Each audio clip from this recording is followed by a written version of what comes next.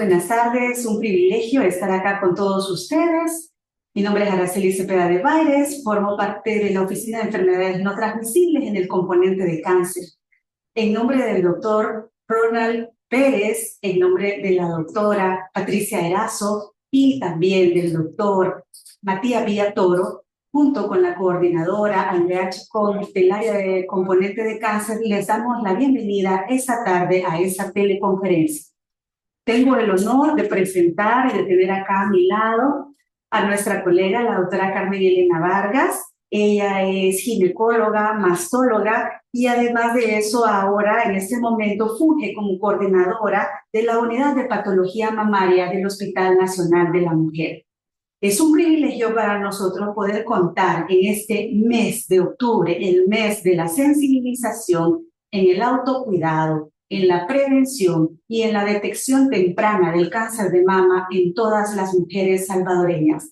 Damos la bienvenida a la doctora. Un placer, doctora, estar con usted esta tarde. Muchísimas gracias, doctora Cepeda. Agradezco la invitación y sobre todo en el contexto del mes de octubre, ¿verdad? En el que pues está dedicado a todas las actividades orientadas a la detección, ¿verdad? Y a la prevención del cáncer de mama. Y es para mí un honor. He tratado de que la ponencia sea lo más didáctica, lo más práctica y entendible posible para que todos pues nos unamos en esa lucha contra el cáncer de mama y poder hacer la detección temprana y un tratamiento oportuno. Perfecto, gracias. Le damos gracias entonces y damos gracias a cada uno de ustedes que nos está sintonizando a través de esta plataforma ECO, que el Instituto Nacional de Salud de una manera estratégica realiza estas intervenciones para la educación continua de nuestros equipos multidisciplinarios.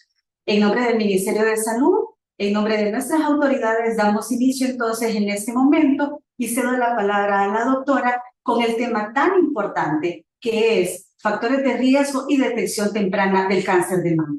Muchísimas gracias, doctora. Muchas gracias, doctora. Bueno, vamos a empezar hablando un poco acerca de 3 conceptos de la Organización Mundial de la Salud en el tema de prevención.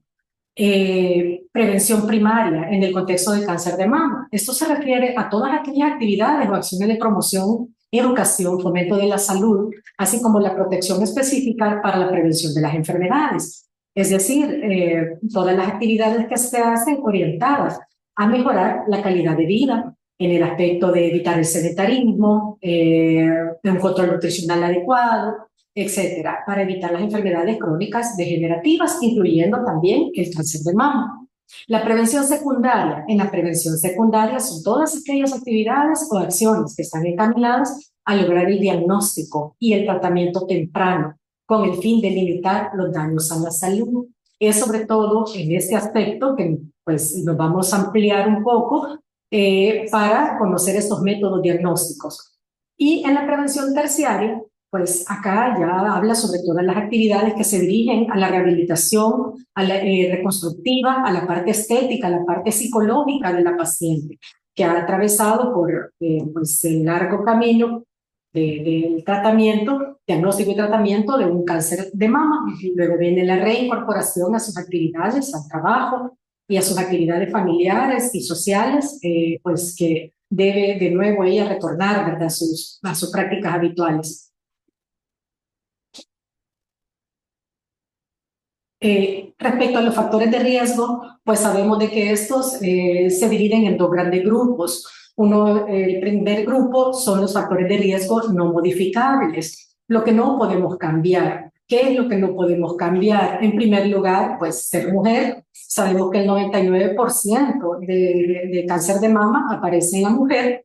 Y la pregunta, ¿verdad?, respecto a si al hombre puede darle cáncer de mama, la respuesta pues es sí, pero en un bajo porcentaje, es un 1%.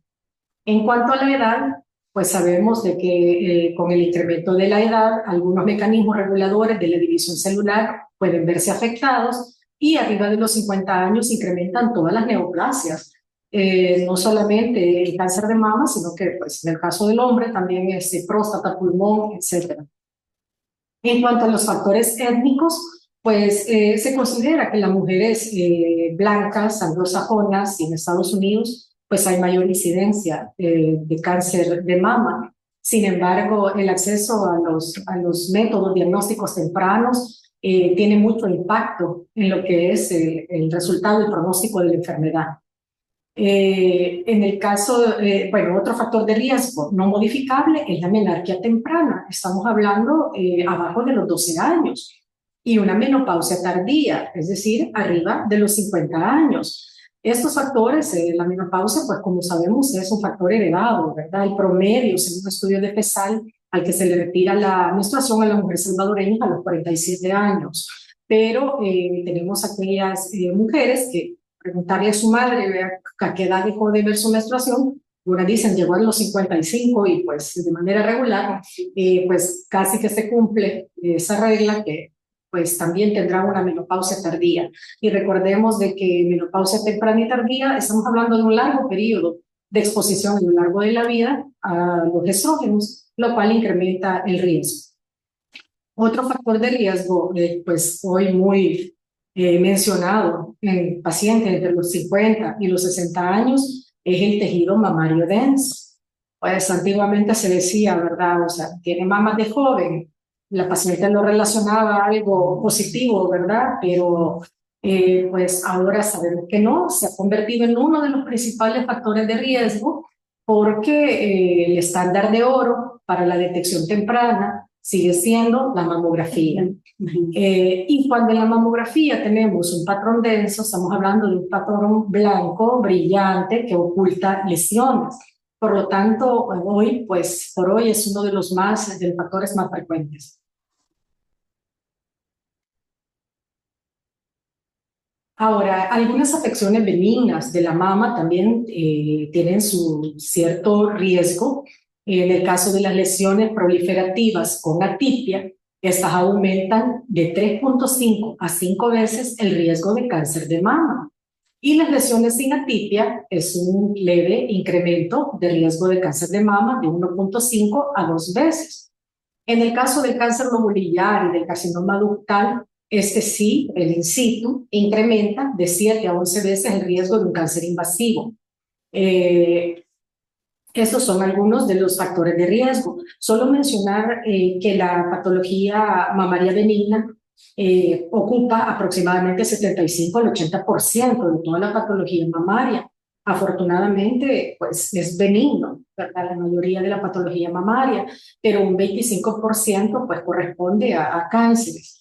Esto es importante destacarlo porque la utilidad de los métodos diagnósticos puede cambiar totalmente el abordaje de la patología de la mujer y evitar pues, complicaciones.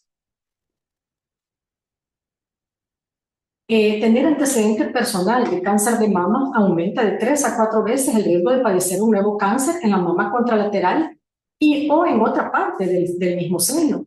Ahora, contrario a lo que muchas veces se menciona, ¿verdad? Que creemos que solo el mayor porcentaje es hereditario, pues es solamente un 15% de las mujeres que tienen un cáncer de mama hereditario. Y por otro lado, pues hablar de las mutaciones genéticas, pues, coincide, ¿verdad? El porcentaje, los genes ya conocidos, genes supresores de tumores, BRCA1 y BRCA2, pues que esos genes normalmente pues, los tenemos todos, pero no mutados.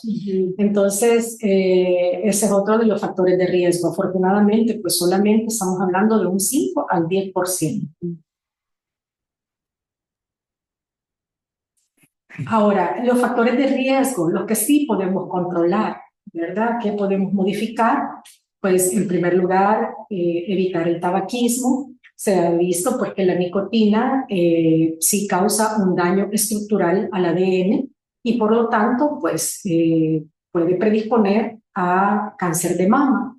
Al igual que las terapias de reemplazo hormonal a base de estrógenos en las pacientes que no han sido debidamente seleccionadas, pues también puede considerarse un factor de riesgo, ya que antes de iniciar esas terapias, pues la paciente debe de ser sometida a una serie de análisis, ¿verdad? De laboratorio, su mamografía, ultrasonido pélvico, y así elegir el perfil, ¿verdad? De la paciente que es candidata a recibir una terapia de reemplazo.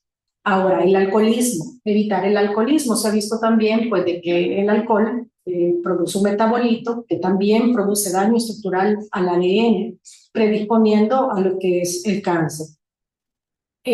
También se sugiere pues llevar una dieta balanceada, sin exceso de carnes rojas, los lácteos, los alimentos procesados como los embutidos, etcétera, que puedan pues tener sustancias que también puedan causar un daño al ADN. Y por supuesto evitar el sedentarismo, tener un adecuado control del peso, pues que evita la producción de un estrógeno que se da en la grasa periférica, ¿verdad? Que es la estrona, si bien es un estrógeno débil, pero sí, pues también nos causa efectos negativos en mama y en endometrio.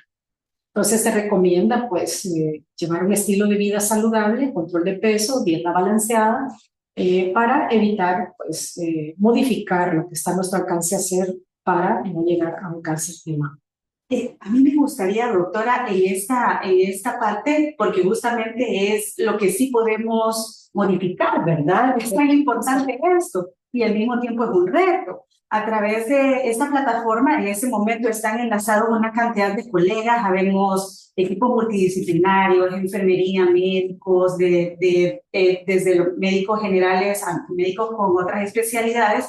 Y también formamos parte, ¿verdad?, de quienes tenemos que sensibilizarnos y concientizarnos en este autocuidado. Este autocuidado en muchas ocasiones es un reto, porque en realidad el trabajo, las ocupaciones, todo eso hace que de alguna manera tengamos algún grado de sedentarismo, algún grado de nutrición inadecuada, porque estamos, pues, colocamos en nuestra pancita de repente, ¿verdad? Hay que comer al rápido y lo más accesible es comida rápida. Pero sobre todo hago énfasis en esto, estimados colegas que nos ven en este momento, justamente porque estamos en este mes. Y fíjense, en este mes hemos tenido una cantidad bien grande de actividades que no solamente van dirigidas a personal multidisciplinario de salud, sino que a población general. Y para la población general, cuando le damos todos estos tips, parece como si ellos sí son más receptivos. Entonces, de alguna manera, esta creatividad de poder hacer ejercicio, de poder dormir bien, de poder comer bien, de poder lograr una hidratación adecuada, debe de formar parte de nuestras vidas, porque fíjense, la doctora ya decía algo sumamente importante, no solamente, esto es algo que sí podemos modificar, no solamente hace un beneficio a la parte de este tema, sino a todas las enfermedades crónicas no transmisibles, hipertensión, diabetes, obesidad, etcétera, ¿verdad? Entonces, quisiera robar este espacio para poder hacer énfasis que nosotros también como prestadores de servicios de salud formamos parte de esta población y tenemos que estar sensibilizados y lograr hacer ese estilo de vida, porque esto que la doctora nos acaba de mencionar es lo que podemos modificar. Los otros aspectos no son aspectos que podamos modificar. Gracias, doctora. Gracias, doctora. Y sí, ampliando, usted mencionó algo muy importante, que es el hecho de dormir adecuadamente. Ya hay algunos estudios europeos por ahí que nos están hablando acerca del desvelo relacionado como factor de riesgo de cáncer. Pues lo podemos mencionar como modificable, de repente no es lo mismo quedarse despierto viendo el celular y algunas cuestiones, que ni modo, si tienes un trabajo nocturno, pues no hay mucha forma de poderlo modificar, pero sí se ha visto que la exposición a la luz durante toda la noche disminuye, o sea, la producción de melatonina. La melatonina es considerada un fuerte antioxidante y por lo tanto pues nos pone en riesgo también para cáncer. Al igual, también se considera de que disminuye las defensas, ¿verdad? Disminuye el sistema inmunológico y además también se altera el ciclo circadiano, ¿verdad? Esos son los mecanismos a través de los cuales pues, ya se involucra este otro factor como un riesgo modificable.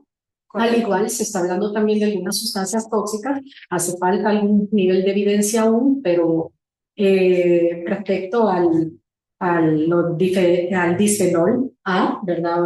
Mencionan de que ya ahora pues algunos productos traen algunas viñetas donde dice libre de BPA, ¿verdad? Que son algunas sustancias tóxicas que pueden causar daño estructural al ADN, ¿verdad? Perfecto. Gracias por ese dato importantísimo. En cuanto a las manifestaciones clínicas del cáncer de mama, es importante recalcar este punto. En estadio temprano, el cáncer es asintomático, ¿verdad? Por eso sigue siendo un enemigo silencioso, ¿verdad? Les mencioné anteriormente, lo principal, el método que salva vidas sigue siendo la mamografía, porque detecta cualquier anormalidad o un cáncer de la forma más temprana, en una etapa subclínica. Ahora, la mujer con cáncer de mama, ya en otras etapas, puede presentar un nódulo mamario, ¿verdad? Que es uno de los motivos de consulta principales, pero sabemos que el tema de palparse un nódulo de 1 centímetro, eso aproximadamente tiene pues la paciente 8 años de tener. Entonces, de ahí la importancia de que pues el tamizaje de mama. Otros síntomas o signos de alarma a nivel de pezón, observar descamación, erosión, costra, que haya inversión. Con este punto es importante señalar que es una inversión del pezón que sea de poco tiempo, de evolución. Hay pacientes que usted le pregunta, ¿es de toda su vida? Y dice, sí, es desde mi adolescencia, yo lo tengo así y ahora tengo 40 años. Pues eso por lo general se relaciona a patología benigna, alguna anomalía del desarrollo, ¿verdad? En la elevación del pezón, pero si la paciente tiene 40 años y dice, no, esto lo he notado hace 1 año o hace 6 meses, entonces sí, pues debe de tomarse con mayor importancia el dato. Ahora, con respecto a la secreción del pezón, cuando nosotros hacemos el interrogatorio a nuestra paciente, a nuestra anamnesis, siempre tomar en cuenta, es importante preguntar si es unilateral o bilateral. Si es bilateral, pues nos vamos orientando a que puede ser algo de tipo funcional, algo más hormonal, y nos tranquiliza un poco, al igual si es multiorificial. Pero si la secreción es unilateral, es uniorificial, y no digamos si es sanguínole, hay que seguir adelante en la búsqueda. Puede presentarse también como un tumor axilar. Muchas veces las pacientes no detectan anormalidades en su mama y consultan por un tumor en la axila. Y ahí comienza pues todo el estudio. Otro signo que debe de llamar la atención es el endurecimiento o la hinchazón de cualquier área de las mamas. Notar cambios de color, muchas veces tenemos pacientes que con diagnóstico de mastitis, ¿verdad? Han recorrido pues meses, ¿verdad? En unidades de salud, clínicas privadas, y quizás aquí el punto clave es en el diagnóstico de mastitis, abordarlo con una antibiótico-terapia, si la mujer es puérpera, pues favorecer el vaciamiento mamario, etcétera. Pero la clave está en hacer un control a corto plazo. Hacemos las medidas generales, pero volvámosla a evaluar en 1 o 2 semanas máximo, y siempre indicando un estudio imagenológico, y si no hay mejoría del cuadro clínico, en ningún momento demorar la biopsia.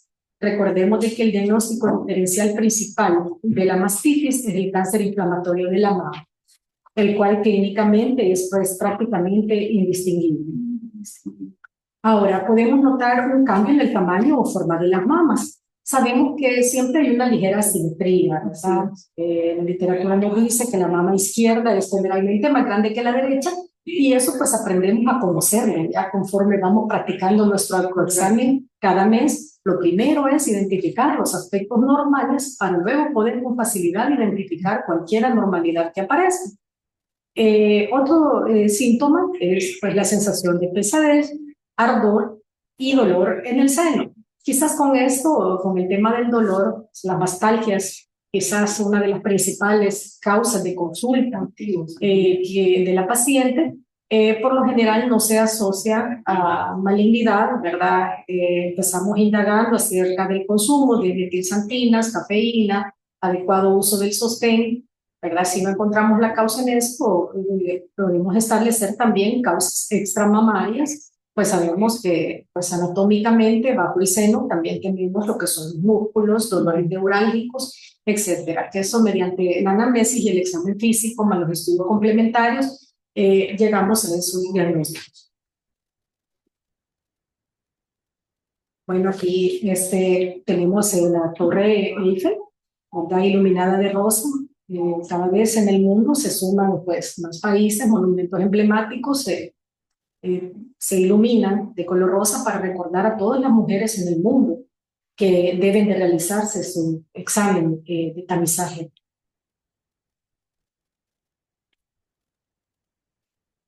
¿Cuáles son las recomendaciones respecto a la prevención primaria? Lo que usted me preguntaba, doctora, ¿verdad? Se recomienda el ejercicio físico regular, al menos 4 horas a la semana, evitar el sobrepeso y la obesidad, sobre todo tras la menopausia, evitar el consumo de alcohol, el uso de tratamientos hormonales sustitutivos durante la menopausia. Este punto ya lo aclaramos, que el paciente debe de tener un buen perfil, ¿verdad?, para iniciar una terapia de reemplazo hormonal.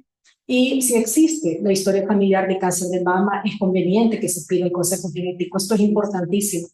Muchas veces nos sucede que nosotros hemos diagnosticado a una paciente, la estamos tratando, su acompañante es la hija o son sus hijas, y no captamos a esta población, solo tratamos a la mamá y no le preguntamos a las hijas. Y usted ya se ha hecho algún examen, ¿verdad? Ya se hizo su mamografía, se ha hecho un ultrasonido. Entonces también es importante captar a estas pacientes que idealmente pues deberían de conocer si tienen una mutación genética para pues evitar llegar a tener pues cáncer de mama en estadio avanzado sobre todo. Ahora vamos a hablar acá de la prevención secundaria o la detección temprana. Para nosotros hablar de esto siguen siendo los 3 pilares fundamentales: la mamografía, el examen clínico de la mama, que es el que el médico realiza una vez al año, según nuestros lineamientos del Ministerio de Salud, es a partir de los 25 años. Y el otro es el autoexamen de la mama. Estos son los 3 pilares fundamentales. En muchos países, pues ya se habla más de resonancia, mamografía contrastada, tomosíntesis, etcétera, ¿verdad? Pero hoy por hoy vamos a ampliar un poco más sobre estos 3 aspectos, pues que tenemos siempre de utilidad en la detección, ¿verdad? En nuestro medio. Vamos a hablar primero acerca del autoexamen de la mama, solo hacer un recordatorio, ¿verdad? Este examen debe de practicarse idealmente posterior al periodo menstrual, idealmente al 8º día, ¿verdad? Pues el autoexamen solamente consta de 2 casos, uno de ellos es la inspección y el otro es la palpación. ¿Qué pasa en las mujeres que ya no ven menstruación? Porque ya están en el periodo posmenopáusico o ya fueron sometidas a una histerectomía. Entonces debe de seleccionar durante el mes un día que no se le olvide, ¿verdad? Ya sea el primero o el último de cada mes, pero la idea es que recuerde siempre esa fecha y que lo haga todos los meses. Es importante que el personal de salud, usted me decía, pues que en esta conferencia estamos muchos trabajadores de salud, de equipo multidisciplinario, importantísimo realizar esa labor educativa, eso nunca debe de faltar, ¿verdad? Respecto a la forma, cómo realizarse el examen, la periodicidad, ¿verdad? Cómo realizarlo. Y pues acá está la recomendación, ¿verdad? Realizarlo una semana después del inicio de la menstruación. Ahora, aquí tenemos en resumen, ¿verdad? En 5 pasos, cómo realizar el autoexamen. Primero, resulta bastante útil hacerlo frente al espejo. Recordemos que la mama nunca debe de tomarse entre nuestros dedos como una pinza, sino que debe de ser con los pulpejos, ¿verdad? Que debemos examinarla. Y no es solamente de forma superficial, sino de que palpando los planos profundos. La primera vez que pues, la paciente se realiza la autoexploración, incluso nosotras mismas decimos, hay una irregularidad, me parece que esto es anormal, pero eso es importante porque solo haciéndolo y repitiéndolo mes a mes vamos conociendo cuáles son los parámetros normales, sí, para luego identificar cualquier anormalidad. En el paso 2 hay que identificar la forma de los senos, ¿verdad? Siempre ya dijimos, hay una variante anatómica normal, hay que ver los cambios cutáneos, la forma de los pezones, que no hayan bultos, cambios de color, etcétera, secreción, y no olvidar la palpación de la axila, ¿verdad? Algo importante es de que tanto el autoexamen como el examen clínico debe de hacerse de pie y acostado, de ambas formas. ya que estando pues de pie resulta difícil explorar lo que son los cuadrantes inferiores o los planos profundos, sobre todo en las mamas grandes, tóxicas, ¿verdad? Cuesta un poco palpar los planos profundos. Esto se mejora pues en la posición acostada y colocando un rodete, ¿verdad? Del lado del área de la mama que se va a explorar. Y al final pues hacemos presión en el pezón. Recuerden que es normal si al presionar el pezón sale una secreción color clara o blanquecina, ¿verdad? Lo que no es normal es que esa secreción se vuelva espontánea, ¿verdad? Que moje el sostén, eso no es correcto, ¿verdad? No es normal. Entonces, pero si al presionarlo vemos esa gotita, pues debe de llamarnos la atención si es sangre, ¿verdad? Okay. Un dato, doctora, nada más, o una cosa importante para los colegas y los equipos que nos ven, y es muy importante lo que mencionábamos acerca del tiempo para realizarse este autoexamen. ¿Por qué? Porque lo que sucede es que las mamas son hormonodependientes, como ya usted nos explicó. Entonces, la sensibilidad mamaria es muy importante, por lo tanto, por esa es la recomendación para que nosotras mismas o nuestras pacientes se realicen ese autoexamen posterior a este tiempo, ¿verdad? Del periodo menstrual. Y si no, si ya están, ya luego que no han visto su periodo menstrual durante más de un año, ya están en la menopausia por definición, obviamente también eligen un día de lo que usted ya mencionaba. Uno de los tips que yo en general les doy es el día de su cumpleaños, ¿verdad? El cumpleaños del 25, ese día me lo estoy haciendo. Pero de verdad hay que hacer ese énfasis porque fíjense que es bien interesante la forma en la que todo el Sistema Nacional Integrado de Salud ha trabajado de una manera estratégica, operativizando grandemente otro de los cánceres que más es prevalente a nivel mundial y a nivel nacional, que es el cáncer de cervix. Se ha logrado trabajar muchísimo, se han mejorado estas estadísticas, pero ahora justamente tenemos el reto de seguir trabajando en esta detección temprana y nosotras mismas, ¿verdad? Nosotras mismas como pacientes o nosotras mismas como prestadoras de servicios de salud, debemos de posicionar esto como uno de los pilares fundamentales porque es su autoexamen. Como ya explico claramente, el examen clínico de mama se hace por un personal de salud que está capacitado para realizarlo, pero el autoexamen se realiza por cada una de las pacientes. Entonces, eso es muy importante. Igual que la parte esta, y ya lo va a mencionar seguramente, de la mamografía, de todos esos temores que tenemos alrededor de la mamografía, pero vean ustedes la importancia que significa este estudio como gold estándar para la identificación temprana de estas lesiones. Sí, es, doctora. Bueno, continuando con la forma, las técnicas pueden ser variadas. Vemos en la primera imagen una forma radial, ¿verdad? Quizás es con la que más se familiarizan las pacientes. Indicarle, ¿verdad? Que según las agujas del reloj va a explorar con los pulpejos de sus dedos. La idea es que toda la mama sea explorada. Puede hacerse en forma de espiral, en forma horizontal o de forma vertical, pero palpando pues todos los planos de la mama. Aquí tenemos una imagen del Cristo Redentor en Brasil, ¿verdad? También recordándoles a las mujeres tomar el mes de octubre como un recordatorio para su tamizaje de cáncer de mama.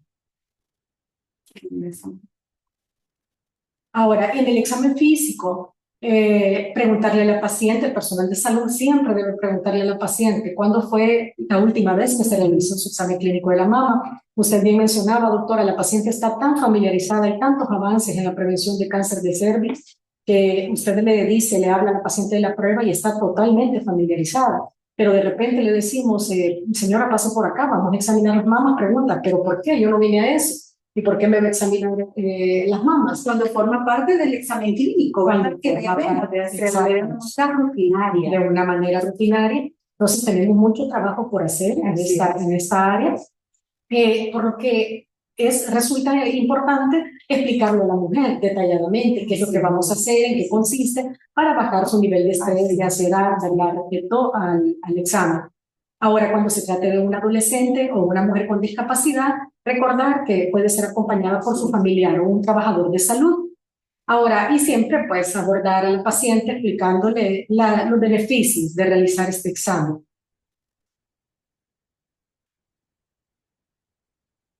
En cuanto a la inspección, Quizás mencionar de que esta debe de ser realizada en un lugar con una iluminación adecuada. Realizar una inspección con la mujer, pues hay dos pasos fundamentales en la inspección. Una es la inspección estática, cuando la paciente está con sus brazos junto al cuerpo sin hacer ningún movimiento, y aún así podemos ver algunas anomalías, un bulto, cambios de color, retracciones, etcétera, asimetrías. Y la otra es la inspección dinámica, que es cuando ya le pedimos a la paciente que haga un movimiento, que le dé sus brazos, que lo coloque detrás de su cabeza, en el cual se vuelven más evidentes las prolongaciones axilares, las axilas, y podemos notar pues con mayor facilidad retracciones, masas o anormalidades.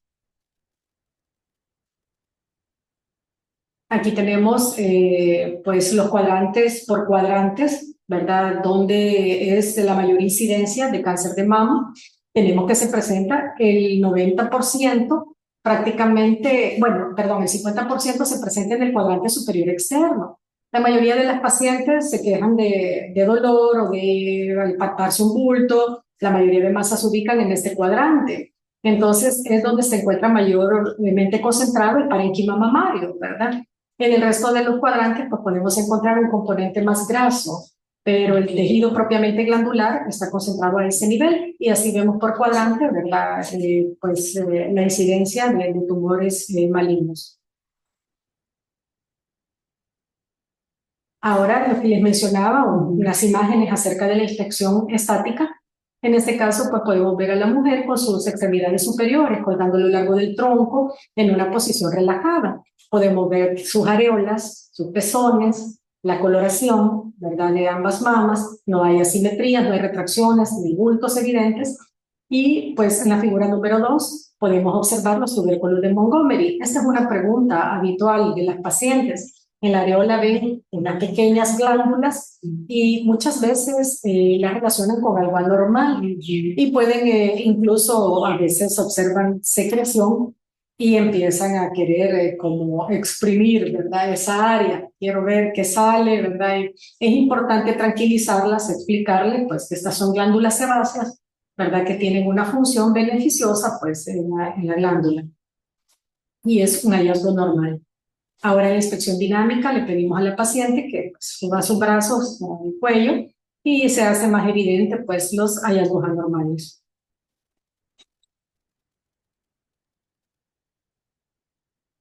Y pues es un resumen de todo lo que es la inspección dinámica.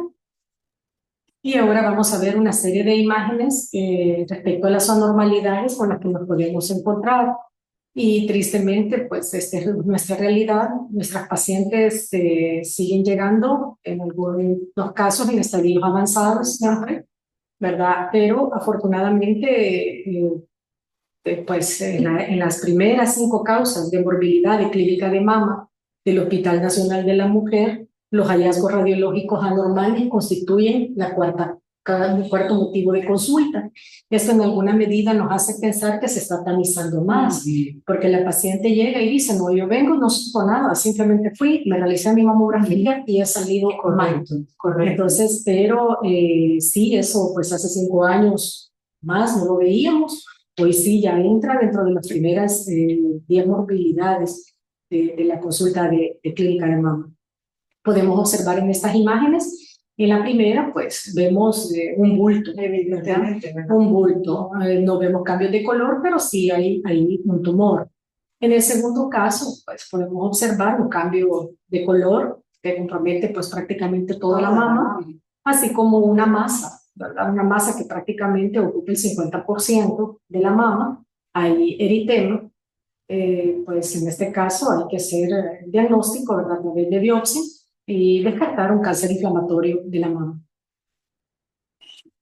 Otros hallazgos anormales pues son el pezón retraído, lo que mencionábamos, ¿verdad? Retrae todo el complejo areola-pezón, como vemos en esta imagen, y la piel de naranja. Podemos ver aquí el edema de la piel, ¿verdad?, cómo se acentúa. Usted ve una mama de esta forma, edematizada, con una piel gruesa, acartonada, y pues no se olvida, ¿verdad?, el aspecto de esta piel.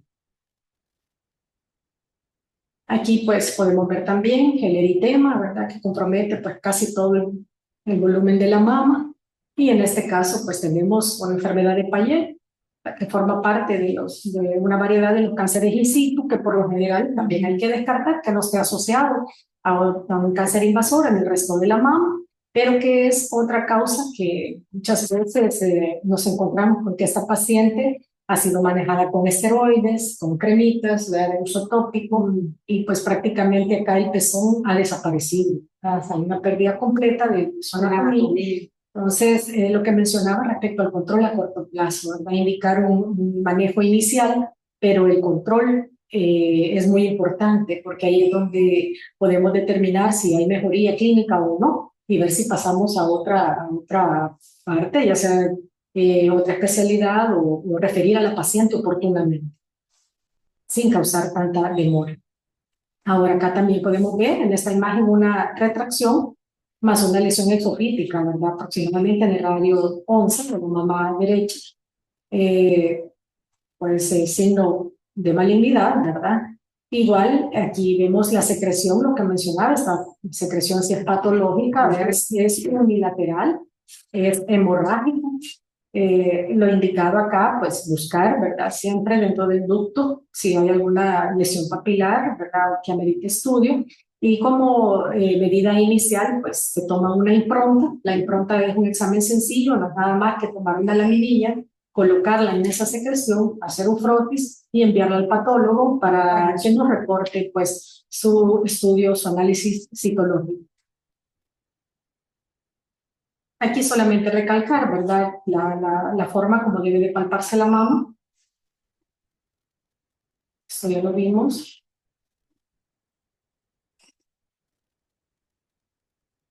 Y quizás un poco de resumen, esto de los lineamientos. ¿Qué le vamos a describir a una tumoración en la mama? Hay que describir si es unilateral o bilateral, su localización, podemos hacerlo ya sea por cuadrante o utilizando el sentido de las agujas del reloj. Su tamaño, esto es importante, en tema de cáncer, pues hay que hacer medidas exactas utilizando ya sea una regla o una cinta, ¿verdad? Porque de eso dependerá el estadio clínico inicial de la paciente, ¿verdad? Donde pues según el TNM vamos a estadificarlo y es importante no hacerlo de forma subjetiva, sino que pues medirlo, ¿verdad? Y la consistencia de la masa, si es pétrea, ¿verdad? Si es blanda, si es móvil, si es adherida a plano profundo, etcétera. Y los bordes, si está bien definida o es mal definida, si es dolorosa o no a la palpación, si presenta retracción o compromiso cutáneo, y si hay cambios en la piel, lo que mencionábamos del engrosamiento, la piel de naranja o cambios cutáneos en su color. Y para finalizar, pues también ahí el examen, para finalizar el examen físico, el análisis de la axila, ¿verdad? Con los espejos también, siempre hacia el vértice de la axila y explorar los espacios supraclaviculares.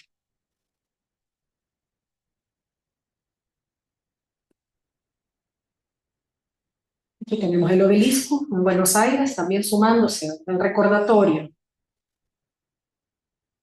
Bueno, ahora vamos a hablar del gran protagonista, mamografía digital, ¿verdad? Es lo que tenemos disponible para la detección temprana del cáncer de mama. Nada ha podido sustituir a la mamografía, doctora, eso hay que aclararlo. Muchas pacientes, yo soy ultrasonografista, y me dicen, doctora, y no me puedo quedar entonces, debemos educar y decir no, ¿verdad? Así es. Pues sabemos de que el cáncer puede aparecer de forma subclínica en mamografía, y la forma como podemos ver el cáncer en mamografía es de 4 formas: microcalcificación, asimetría focal, distorsiones arquitecturales y nódulos con características de malignidades. Entonces esas 4 son las lesiones características de la mamografía. Y quizás las microcalcificaciones son las que más se asocian a cánceres in situ. Es decir, que estamos hablando de etapas tempranas. Ahora, muchas pacientes dicen, ay, doctora, pero el examen duele, ¿verdad? Yo les menciono siempre una forma práctica, son 2 apretones por mama, no dura más de 12 segundos, ¿verdad? Es un examen rápido y nos da una información valiosísima. Entonces, Insustituible, en definitiva, insustituible. Recordatorios para la paciente. Tengo una mamografía, ¿qué me recomienda, doctora? O al promotor, a la enfermera, ¿verdad? O sea, yo le digo a los estudiantes de medicina, les recuerdo eso. ¿Qué puedo hacer? Mañana tengo mi mamografía, ¿qué me recomiendo? Número 1, no colocarse desodorantes, talcos, porque estamos diciendo de que puede dar un falso positivo, porque una de las manifestaciones son las microcalcificaciones. Y otra recomendación muy útil es que la paciente presente sus estudios anteriores, porque de esta forma el informe que se va a elaborar, que el radiólogo va a emitir, se vuelve de peso, se vuelve más valioso para el adecuado manejo del paciente. Entonces es importantísimo presentar los estudios previos. Ahora, la mamografía dice que puede ser convencional o digital, pues ya prácticamente contamos con lo que son mamógrafos digitales. En el Hospital Nacional de la Mujer tenemos un mamógrafo digital, ¿verdad? Tenemos algunas ventajas respecto a la mamografía análoga, ¿verdad? No se contamina el ambiente, todo es digital, evita repeticiones, eso es bastante importante, porque si la paciente es primera vez que se está haciendo su mamografía y le toca hacer una repetición, ¿verdad? Como que yo no sé ese número será, entonces pues con la mamografía digital se evita este tipo de repeticiones. Ahora, la mamografía puede ser de tamizaje. En el tamizaje pues estamos hablando que únicamente la paciente ha cumplido 40 años y ya debe de realizarse su mamografía. Según nuestra normativa vigente del Ministerio de Salud, la frecuencia es anual. El Instituto del Seguro Social, creo que pues su normativa es cada 2 años, doctor, pero lo importante es pues motivar a la paciente a realizarse este estudio y pensarlo siempre, ¿verdad?, en nuestra labor educativa. Aquí están las indicaciones que les mencionaba respecto al día que la paciente tiene su mamografía. Aquí tenemos un mamógrafo, ¿verdad? Pues ahí es el área donde la paciente coloca su mano, pues los técnicos juegan un papel importante. Recordemos que este trabajo es multidisciplinario, ¿verdad? Desde el técnico que posiciona bien a su paciente, que hace las proyecciones adecuadas para que el radiólogo logre hacer una buena interpretación de las imágenes.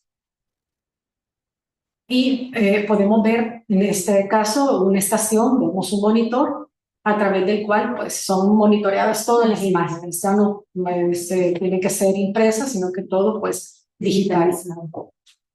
Aquí vemos algunos artefactos que se utilizan para los conos de compresión, conos de magnificación. Vemos la placa fenestrada que se utiliza para la guía de lesiones no palpables, la guía estereotáxica, colocación de arpones, etcétera, que también es una utilidad de la mamografía. Estas son las dos proyecciones básicas de una mamografía. En la primera podemos ver la cráneo-caudal y en la siguiente, pues, la proyección oblicua medio-lateral. En eso podemos observar el músculo pectoral mayor. Entonces, lo que le explicaba, 2 compresiones por mama, no mayores de 12 segundos. Eso salva vidas, eso cambia el pronóstico de la enfermedad. Estas son las formas como se pueden manifestar, ¿verdad?, los cánceres en mamografía, como calcificaciones de ciertas características, porque hay calcificaciones que son benignas, ¿verdad? Las calcificaciones puntiformes tienen que tener algunas características, por lo general son pleomórficas agrupadas, es decir, que tienen diversas formas y aparecen ahí pues en un área de 1 centímetro cuadrado, en un segmento de la mama, lo cual las hace sospechosas. En forma de masas, ¿verdad? En el caso de las masas, tienen ciertas características, porque hablábamos que el mayor porcentaje de nódulos afortunadamente es benigno, pero los malignos tienen sus características radiológicas, ¿verdad?, que causan distorsión arquitectural, imágenes, sol naciente, nos dicen, como lo vemos en esa imagen, ¿verdad?, unos destellos. Entonces, vemos esa morfología, pues que lo hace característico de malignidad. En la otra proyección pues, podemos ver 2 nódulos, la misma mama. En ese caso pues se trataba de un cáncer multicéntrico, es decir, que estaban en diferentes cuadrantes, a más de 5 centímetros uno del otro.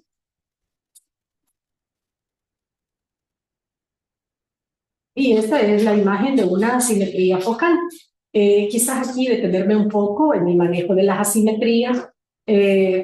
Normalmente sugieren un estudio complementario. Le dicen que una asimetría es un bilancero.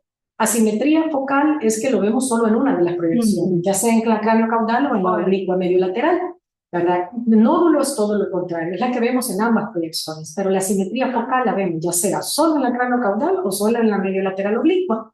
Entonces, lo que hacemos es enviar un ultrasonido de complemento. Pues déjenme decirle que gran cantidad, o sea, de asimetrías no tienen traducción ecográfica. El hallazgo es radiológico.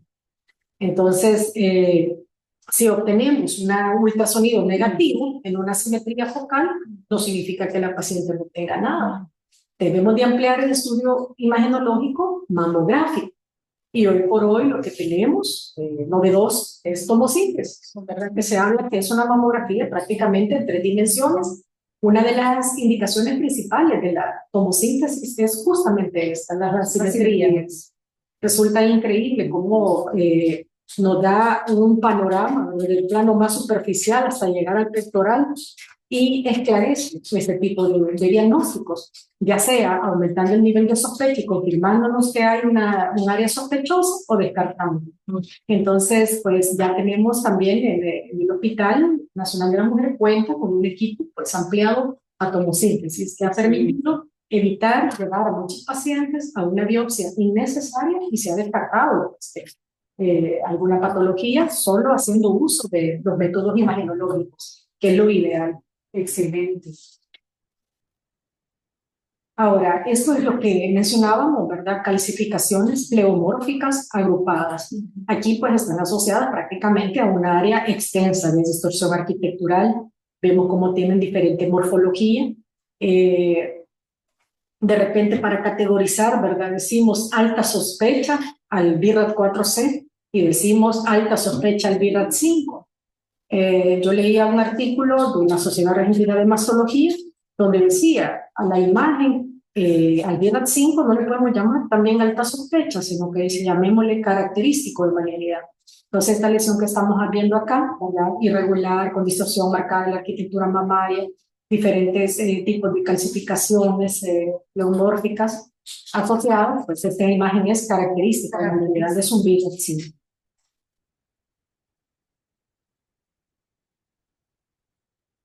Importante mencionar, doctora, la ecografía y sus indicaciones. La ecografía no es un estudio de tamizaje, ¿verdad? Es un estudio complementario.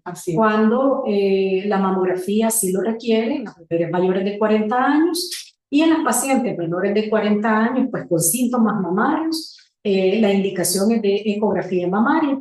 Al igual que la paciente embarazada con síntomas mamarios, paciente puérpera con síntomas mamarios va a ecografía.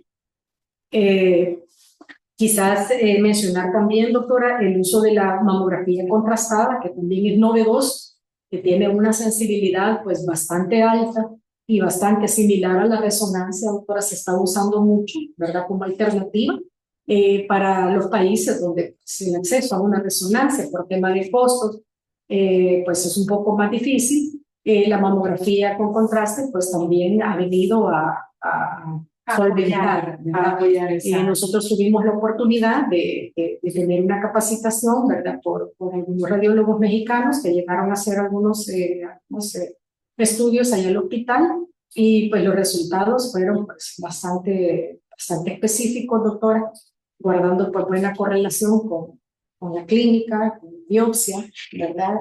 El tema de mamografía contrastada. Excelente, excelente. Es muy importante, doctora, lo que mencionaba, y fíjese que ahora que justamente hemos estado en este mes, ¿verdad? Dentro de las pláticas que damos a población general también, mira, las mujeres son dinámicas, son solidarias, tienen una serie de características bien importantes, y hay personas que de manera espontánea dan su testimonio, como personas que son sobrevivientes del cáncer de mama. Me quería interrumpirla, pero me parece tan interesante todo lo que estamos hablando que creo que todo es igualmente importante, pero sí la parte esta de identificar y de descartar incluso una lesión de carácter, con carácter de malignidad en pacientes que están lactando, porque tenemos un porcentaje de pacientes que están lactando. Sí, por lo general, clínicamente hablando, digamos por ginecología general, etcétera, áreas que no son específicas de mastología, nos orientamos más, ¿verdad?, por una cuestión de mastitis, por una cuestión más inflamatoria, ¿verdad?, más infecciosa, Y en realidad, qué importante también cuando ya, luego de lo que usted nos explicaba, que se ha dado su tratamiento antibiótico, se ha esperado el tiempo correcto, o sea, se ha verificado, ¿verdad? El protocolo para ese proceso infeccioso, inflamatorio, se haya descartado, se haya tratado adecuadamente. Después de eso también tenemos que descartar una patología maligna. Qué importante, porque en realidad, de alguna manera, creo que es uno de los aspectos que podemos pasar por alto, ¿verdad? En un momento de lactancia, que es un momento tan importante también para la mujer, ¿verdad? Quizás me gustaría mencionar, doctora, de que en América Latina y en el Caribe, un 31% de las mujeres con cáncer de mama son menores de 50 años. Entonces, pues eso viene a ser un duro golpe, sí, ¿verdad?, para la familia, que pues, en nuestra región muchas son de tipo matriarcal, y pues también es un duro golpe para la productividad de un país.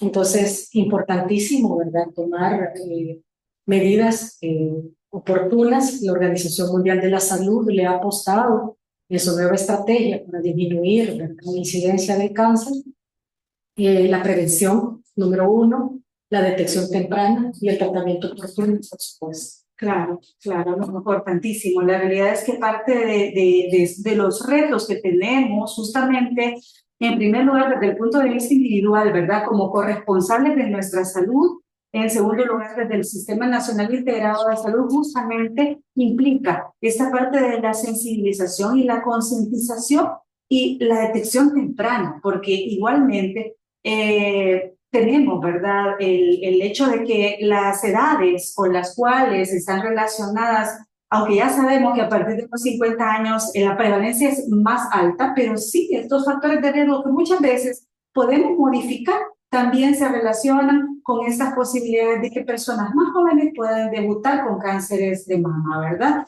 Y qué interesante también esta parte, la parte del nódulo palpable. Por definición, en la parte de anatomía, anamnesis, historia clínica y examen físico, sabemos que un nódulo es palpable a partir del centímetro. O sea, no podemos palpar nódulos menores de un centímetro. El punto es que ya nos decía usted de una manera tan...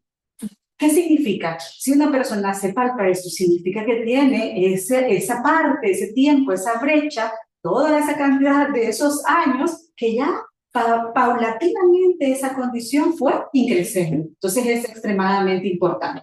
Exactamente. Por favor. Bueno, vamos a hablar un poco acerca del BIRA, ¿verdad? Viene de sus siglas en inglés, es Marine Reporting and Data System, ¿verdad?, que es un reporte de sistema de imágenes mamarias para estandarizar el léxico acerca de las imágenes mamarias. Tenemos el BIRAT pues para mamografía, para ultrasonido y para resonancia. El BIRAT pues va del 0 a la categoría 6. Quizás haciendo así una síntesis, ¿verdad?, rápido, un vistazo rápido de cada uno de los BIRAT, del BIRAT 0. Acá la paciente nos pregunta cómo salí, doctora, cómo salí, doctor. En el buen salvadoreño decimos ni bien ni mal, ¿verdad? Hace falta un estudio, hay que hacerlo sentir así, hay que hacerlo ver así, porque muchas veces la paciente, si nosotros respondemos, no se ve nada malo, ahí concluye el estudio. Así es, Entonces, no continúa con el estudio complementario. Entonces sabemos de que pues esta es una de las zonas grises del virus, ¿verdad? Que sabemos que pues amerita un estudio, ya sea un ultrasonido de complemento, proyecciones adicionales como conos de compresión, conos de magnificación, etc. Ahora en el BIRAT 1, el BIRAT normal, donde no hay hallazgos anormales, y pues la conducta a seguir es el control anual de rutina. En el BIRAT 2 son hallazgos benignos. En el caso de la mamografía podemos citar algunos ejemplos de BIRAT 2, el fibroadenoma calcificado, ¿verdad?, las calcificaciones de liponecrosis, lesiones cutáneas, lunares, que pueden aparecer en las imágenes, son las calcificaciones vasculares, los cambios de aspecto benigno. Esos son ejemplos de mamografías que son BIRAT 2, hallazgo benigno.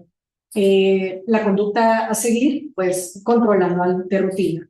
En el BIRAT 3, que es la otra zona gris, ¿verdad? Al igual que el BIRAT 0, ¿verdad? El BIRAT 3 significa hallazgos probablemente benignos, pero su valor predictivo positivo es inferior al 2%.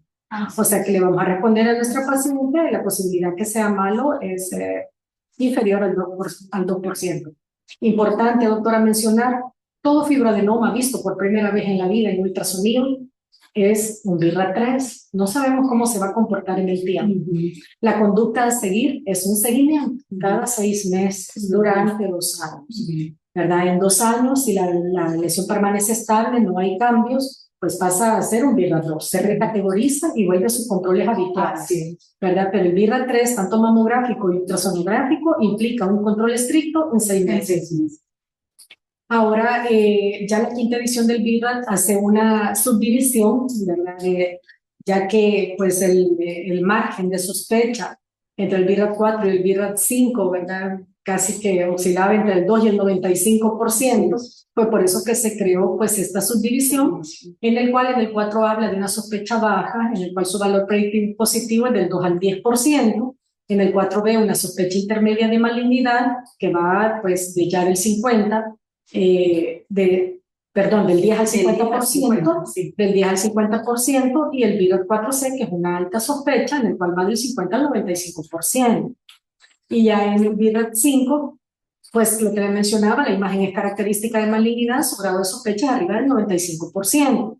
Importante mencionar, cuando categorizamos a una paciente con un BIRAT 4, sabemos que esa etiqueta va a estar ahí, desde que usted le entregue el resultado, ya ve que ahí dice sospecha de malignidad. Entonces, por supuesto, empieza la preocupación, ¿verdad? El sobrediagnóstico también daña. Entonces, las imágenes deben de ser adecuadamente interpretadas, ¿verdad? Adecuadamente realizadas, exacto. Y evitar, ¿verdad? El número de biopsias innecesarias, ¿verdad? Sabemos que del 4 al 5 la paciente debe de ir a un estudio histopatológico. Hoy por hoy, doctora, lo novedoso pues son las biopsias percutáneas, ¿verdad? Hoy es imperdonable que una paciente vaya a biopsia quirúrgica directamente, a cirugía, sin haber pasado por una biopsia percutánea, ya que esta tiene una gran cantidad de ventajas. De hecho, no tiene contraindicaciones relativas, absolutas, perdón, la corebiopsia, solo algunas contraindicaciones relativas, y nos da información bastante útil acerca de un tumor y nos permite también anticipar y planificar el tipo de cirugía que se va a realizar.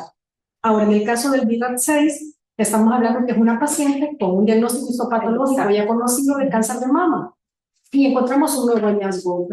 Muchas veces la paciente llega a la quimioterapia, observan un área fluctuante, un área eritematosa, la mandan a realizar y tiene un pequeño absceso, ¿verdad? Producto de la inmunosupresión, hace un absceso, entonces lo categorizamos como BIRAT 6, ya que la paciente ya tiene su diagnóstico histopatológico. Excelente, doctora. La realidad es que nos ha llevado por un camino sumamente especial en el sentido didáctico. Creo que andragógicamente esta presentación ha sido sumamente provechosa.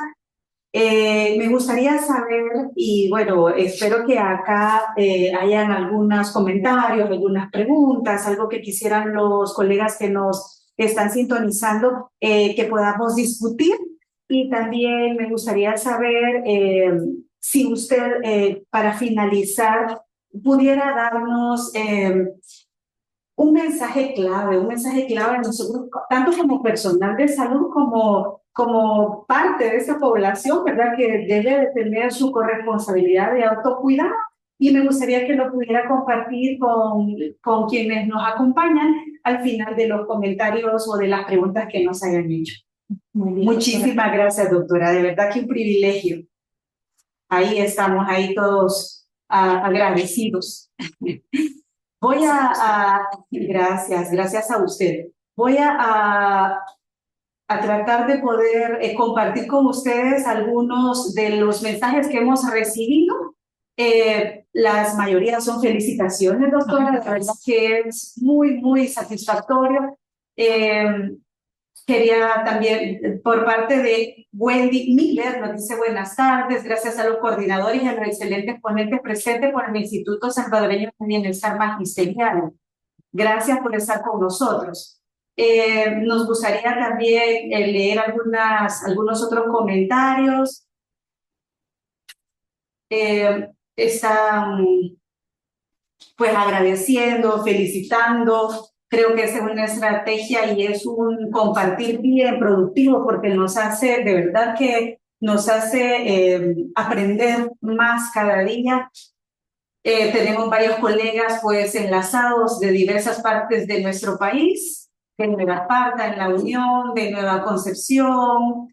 Melvin Ayala de Martínez nos dice, excelente presentación y qué importante es la prevención y ayudar a todas las mujeres en la detección temprana. Muchísimas gracias.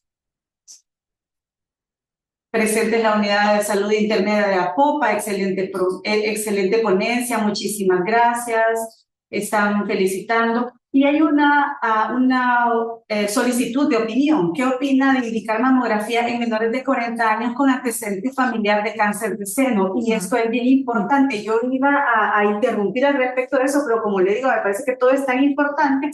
Y esta es una pregunta muy particular que hacen las personas en general y en este momento nuestro equipo de salud. Y quiero también relacionarlo con el hecho de que muchas personas nos decían así como usted dice, ¿verdad? Mire, ¿qué tal si solo me tomo la ultrasonografía, no me hago la mamografía? Porque inclusive son pacientes que tienen que ver con lo que usted nos comentaba, que cada vez las edades van cambiando, ¿verdad? Epidemiológicamente eso es una tendencia a nivel mundial incluso. Doctora, ¿qué nos puede decir de la mamografía en aquellas mujeres que tienen un antecedente familiar de cáncer de mama?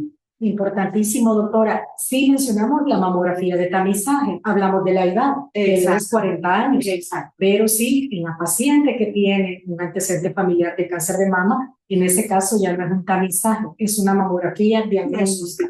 Entonces sí, está totalmente indicado. De hecho, ¿verdad? Si la persona que tuvo cáncer de mama es un familiar en primer grado de consanguinidad y la edad a la que fue diagnosticada esta persona, el estudio de las hijas, por decir algo, de las hijas de esta persona que tuvo cáncer de mama debe de comenzar 10 años previos, ¿verdad? A la edad a la que fue diagnosticada la mamá o la hermana, ¿verdad? O el familiar. Entonces sí está indicado definitivamente por las razones que expliqué, que hay lesiones tempranas que nada ha podido sustituir al hallazgo mamográfico. Sigue siendo, como mencionaba, el estándar de oro, mamografía. Totalmente. Sobre todo teniendo familiares con cáncer de mama. Sí está indicado totalmente. Y ese es otro aspecto que trabajamos también con los equipos cuando hacemos la parte de del proceso de capacitación, ¿verdad? En estos, por ejemplo, el examen clínico de mama,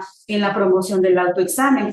Y fíjense que es bien importante por el hecho de que nosotros como personal de salud debemos de manejar esa información. O sea, en realidad debemos de manejar esa información con seguridad, individualizar un caso, porque no, aunque nuestros lineamientos están claros en el sentido de las edades, pero también están claros en especificar que si hay antecedentes de este peso, ¿verdad? Si hay antecedentes, si hay relación específicamente con esta parte, aunque usted ya nos explicaba el porcentaje, ¿verdad?, que tiene una mamá al respecto de una hija, pero es muy importante que nosotros hagamos énfasis y que debe de realizarse una mamografía independientemente de la edad cuando cuando tenemos estos factores de riesgo. Es decir, la parte de la individualidad de cada caso es fundamental. Bueno, nos agradecen también y nos dicen que está muy interesante toda la plática, toda la conferencia y que nos ayuda a poder ayudar a otras personas. Nos preguntan, ¿cada cuánto tiempo, 1 o 2 años, debe de realizarse la mamografía? Debería de ser lo adecuado. Esto ya no lo explicó la doctora. Nuestros lineamientos técnicos están específicos que las mujeres de 40 a 65 años de edad deben de realizarse su mamografía anualmente, ¿verdad? Igual, esto es muy importante porque aplica realmente a todo el Sistema Nacional Integrado de Salud. Ya la doctora nos explicó la importancia y que es el estudio, es el gold estándar, es el estudio más importante que se debe de realizar, ¿de acuerdo? Así es que no sé si hay algo más que quiera agregar al respecto de esta pregunta, doctora. No, doctora, quizás ya usted enfatizó, ¿verdad? En el periodo es cada año. Perfecto. Porque también nos hacen una pregunta interesante. Mire, esta pregunta nos dice qué se les dice a los pacientes cuando nosotros, cuando ellas dicen, mire, la mamografía no me la quiero hacer porque me dicen que la radiación también me puede dar cáncer. ¿Qué le contestamos nosotros a esa paciente? ¿Qué es lo que nos pregunta la doctora Castro? Sí, fíjense de que en este caso la cantidad de la que se utiliza de radiación para una mamografía es ínfima, ¿verdad? Es mínima para causar algún daño, ¿verdad? A lo que es el tejido. Cuando hablamos de radiación como factor de riesgo, pues la guía NCCN nos habla de algún cáncer en la infancia, por ejemplo, ¿verdad? Que puede someter a algún tipo a nivel de torácico, ¿verdad? De radioterapia, que la pone en riesgo, porque muchas veces se confunden estos términos, ¿verdad? Así es. Pero sí, totalmente, pues ya estos métodos diagnósticos tienen suficiente evidencia científica, ¿verdad? Para que sean utilizados como métodos de tamizaje y diagnóstico sin ocasionar ningún daño. Correcto, pero creo que es sumamente pertinente el comentario que nos hace la doctora Castro, porque justamente esas son las cosas que nuestras pacientes nos preguntan, ¿verdad? Entonces nosotros tenemos que tener la respuesta en la mano para poder compartir aquello que está debidamente respaldado por evidencia, y justamente es donde explicamos que la radiación que implica una exposición a una mamografía no está en lo absoluto relacionada. Primero se hace con niveles sumamente bajos y segunda se hace de una manera anual. No es que estamos, inclusive a la hora de ir a los lugares a donde nos hacen, que usted nos mostraba la imagen de donde se realiza la mamografía en su hospital, inclusive ahí está protegido, ¿verdad? No hay una exposición externa a esta radiación. La doctora Verónica Soto le manda saludos y le dice, excelente ponencia, doctora Carmencita Vargas.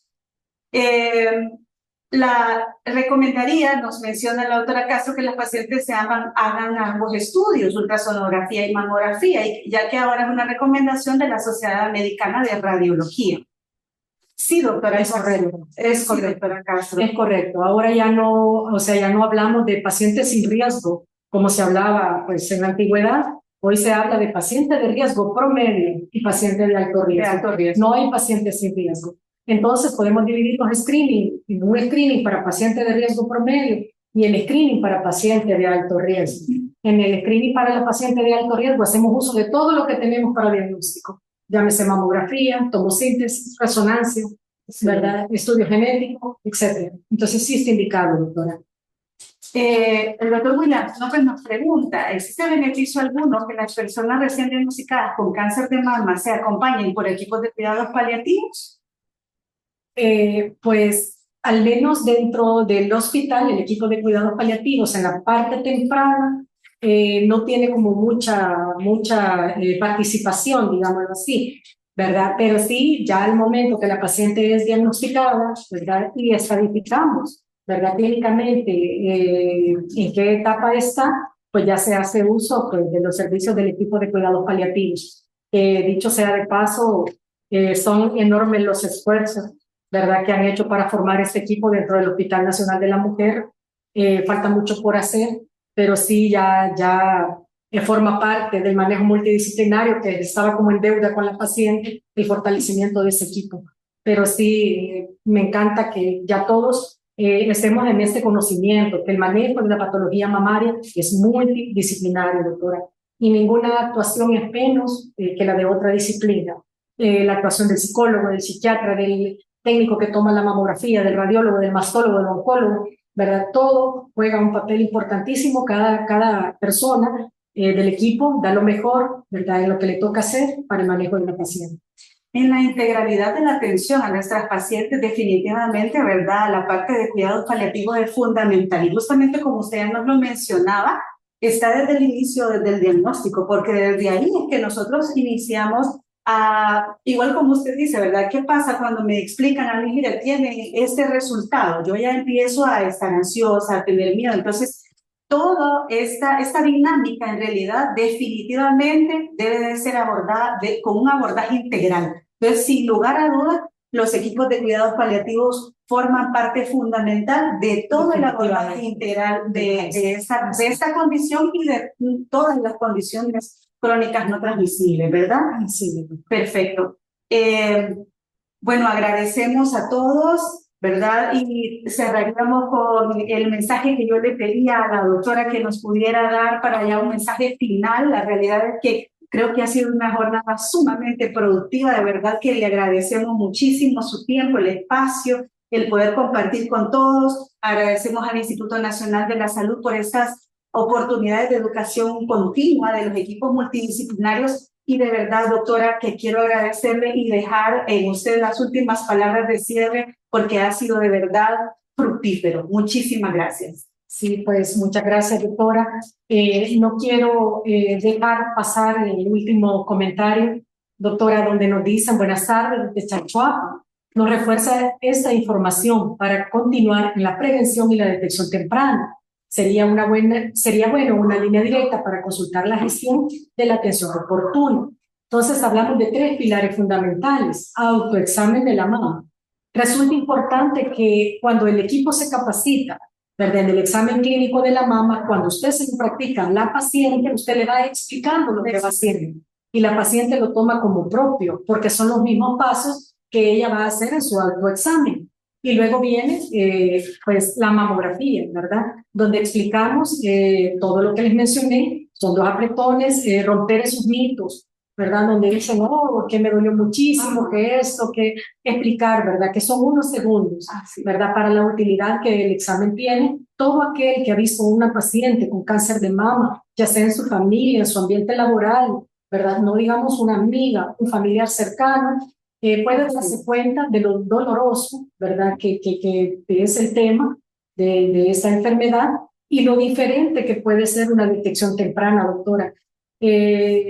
Pues nuestro sueño es llegar a donde la detección sea tan temprana que solo encontremos lesiones premalignas, ¿verdad?, lesiones premalignas, que ya no hayan más mutilaciones, que hayan más manejos conservadores, ¿verdad? A eso le estamos apostando, ¿verdad? De que pues cada vez los tratamientos sean menos agresivos. De hecho, la escuela pues española, europea, dicen hacer menos es hacer más hoy por hoy. Entonces, hacia eso vamos. Hacia eso vamos. Excelente. Gracias, de verdad. También, doctora Chacón, agradece la intervención de la doctora Vargas. Para nosotros es un privilegio tenerla acá. Gracias a todos nuestros colegas de las diferentes partes de nuestro país que se han conectado y agradecemos de verdad la atención. Esperamos que esto sea siempre en beneficio de la población de mujeres de nuestro país. Ha sido un privilegio estar con nosotros. Infinitas gracias.